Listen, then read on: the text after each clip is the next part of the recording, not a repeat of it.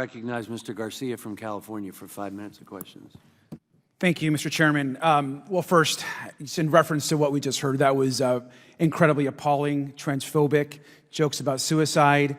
And of course, these attacks on religion and on the response today have been really, really hard to hear and hard to see.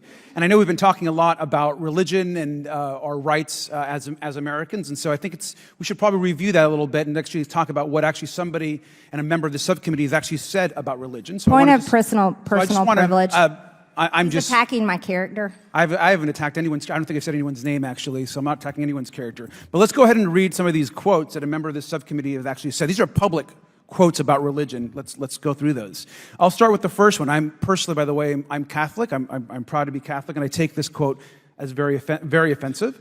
The quote goes, "Satan's controlling the church. The church is not doing its job." This comment was made just in 2020 by a member of this subcommittee. Here's another recent quote, the Political Report ahead of the 2020 elections. The same member of the subcommittee said that Muslims, quote, "do not belong in our government." I also find that very offensive. The same representative of the subcommittee has mocked and vilified Muslim members of Congress, saying they represent, and I quote, "an invasion of our government," and accused them of being terrorist sympathizers because of their religion. The same member of the subcommittee claimed that Jewish bankers were starting wildfires with lasers from space, and this same member compared vaccine requirements to the Holocaust. And so these attacks being made by this member I find pretty disgusting, comparatively looking at the record of what this member has actually said. But we've been talking about the pandemic, or that's what I thought we were going to talk about today. So let's talk about the pandemic and focus on the president that was actually there when the closures first started, and that was, of course, former President Donald Trump. Now, Donald Trump has also made numerous bigoted statements about Muslims, Jewish people, and many others. We've all seen those press reports. I won't go through them in my short time today. But this hearing is about COVID, and so let's talk about what actually the president did. And really briefly, Mr. Schwartzman, will you concur that when the closures first started, including at religious institutions, that the president was actually Donald Trump? Yes, of course. And let's talk about some of the highlights. Out of the gate, Donald Trump and his administration stumbled. They got testing wrong early on. The administration opted, as we know, to use a COVID testing protocol that contained design issues that set us back in our early testing. Tests were nowhere to be found. On PPE, Trump put his son-in-law, Jared Kushner, in charge of the supply chain task force. I mean, come on. He put together a group of volunteers that knew nothing, and none had experience about the supply chains or distribution experience at all. That's the task force that the president put together. Huge failures on PPE and getting access across the country to cities like mine, where I was the mayor of.